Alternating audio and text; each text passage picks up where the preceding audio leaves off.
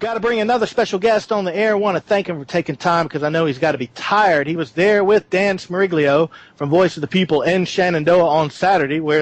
I think we ought to go ahead and start calling this historic event in Shenandoah, where 585 people showed up according to the police, only 200 people according to the biased newspapers.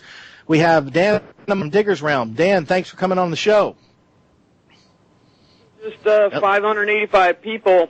Putting that in perspective, the population of Shenandoah is only 5,400 people, so that's more than 10% of the community showed up yesterday. Well, you guys only had 200 people. Well, I'll tell you what, I've been working really hard all day. I got home at like midnight last night, so I didn't have a lot of time to get the pictures and video done. I got them done today and got them up during your show, so there's pictures on diggersrealm.com that will show you absolutely that there was way more than 200 people.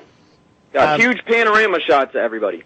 You're just trying to blow things up and make them sound like more people came than they did, which I understand. You have a political viewpoint, but, you know, I think what I read in the newspaper is probably more truthful there.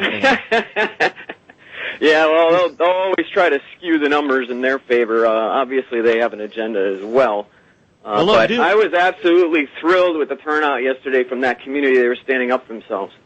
Well, and that's a community that has had the press and these big multi-million-dollar corporate and taxpayer-funded illegal alien supporting groups pounding them and pounding on them for weeks now.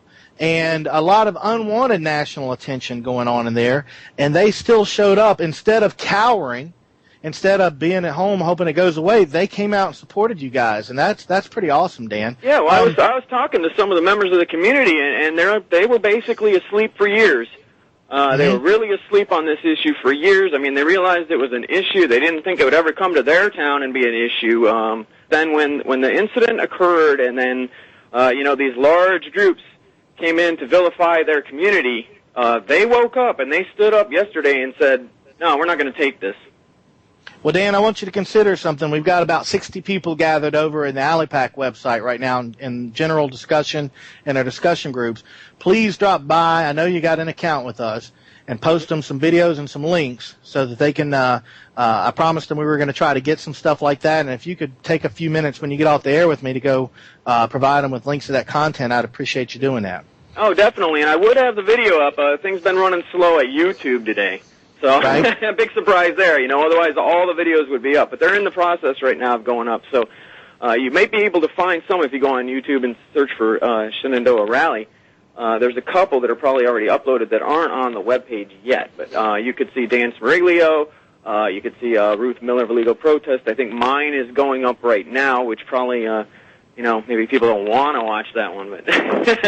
Well, hey, look, first of all, I'll put a description on the archive of this show, so people searching for it will see it later and learn more about what's happened here. But if you'll post those pictures and videos, we'll put it on the homepage, so we'll have you locked into the ALIPAC archives very well. Your site at Digger's Realm gets a lot of traffic, and so do we. So it's a good internet relationship there when we post that content with links into you. Tell me before. Hey, let me tell you a little insider story. Last night I was on the way home from the rally and bumped into a Philadelphia Daily News reporter who had went to our rally and then went to another rally being held by the other group, Smaldef, I believe, called the Unity Rally in Shenandoah. And I questioned her on it, and she said it was pretty tame, and I guess everybody came to ours because it was very. They had like what, 40 people? I don't even know the exact numbers, but she said it was very mellow and not excited at all. Well, look, I tell you what, the newspaper said they had 45. Okay. And so they probably used the inverse math on them, which means I would say they probably had about 15 people, and they magnified that by 3. No, I mean, I think we know the math. So there was probably about 15 or 20 people. They called it 45, and you had 600, which they called 200. That's how they did it. Well, I can't be honest. I don't know their exact inflationary math yet, but maybe in the future we can spot the formula they use to enhance their audience sizes when they bias these articles. Yeah, definitely. I mean, it's just amazing how biased they are, and you don't realize it until you are in an event like this, where you can see the numbers. I mean, the pictures and the videos show it. Easily, there was way more, at least triple the numbers they're reporting of 150, 200. I mean, it's just, you can sit there and count them on the pictures, and it's a shame that in this day and age we have to hold them to account when they're supposed to be telling the truth. Well, Dan, look, let me thank you for marching in there with Voice of the People and putting your stellar organizational skills and documentation skills to work on this rally to make it a historic success. And if you'll post those links and pictures, I'll tell you what I'll do. I'll mount their biased articles and the videos, and then I'll encourage everybody to look at both and do the comparison between what the video shows of reality and what the newspapers are trying to say. How's that sound? Sounds good to me. Let's bust them out. Let's tell the truth. Dan, thanks so much for your support. You want to tell everybody to give us money before you go? Oh, yeah. You people out there, you got to give money to these groups. We can't continue to do this. I don't get paid. Ruth Miller of Illegal Protest doesn't get paid. Dan Smeriglio doesn't get paid. William Gheen maybe makes a little bit, but, I mean, it's really, you guys got to put your money out there. If you can't make protests or whatever, at least support the people who can and who can document it. Well, thank you, Dan, and we appreciate what you're doing. You guys, man, I wish I had $1 million. I would put Dan Smeriglio and Dan Amato on salary immediately for what they do and say, look, here's your salary, and I don't want you to do anything else but this. If we were in a position where we could do that, it would be a great benefit to the cause of reversing illegal immigration in this country, and I hope that maybe one day, a couple years down the road, we could get in a position where we could do that. Ruth, welcome to the show. Hi, William. How you doing?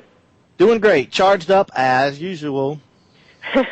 Well, we are too, because we had such a great rally yesterday. We were both apprehensive about going to this rally, obviously because of all the racial rhetoric about, and it was difficult from the information we had in the news to defend these boys who did something wrong. They should not have beaten up this kid, this illegal alien, no matter what he was.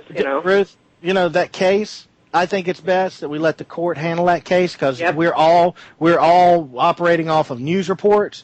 And I just, even when you say them boys beat up that guy, I don't hardly believe anything I see in the newspaper. Well, I've learned some new information, which I won't go into, but there is a lot more to this story, and I think it'll come out in the trial. And then some of these people that have painted them as evil white teens will have egg on their faces, and that's one of the reasons that Dan and I wanted to go to this rally, because we thought there was more to the story. And we really were encouraged by the reaction of the town and felt like we were very happy that we'd gone to this rally.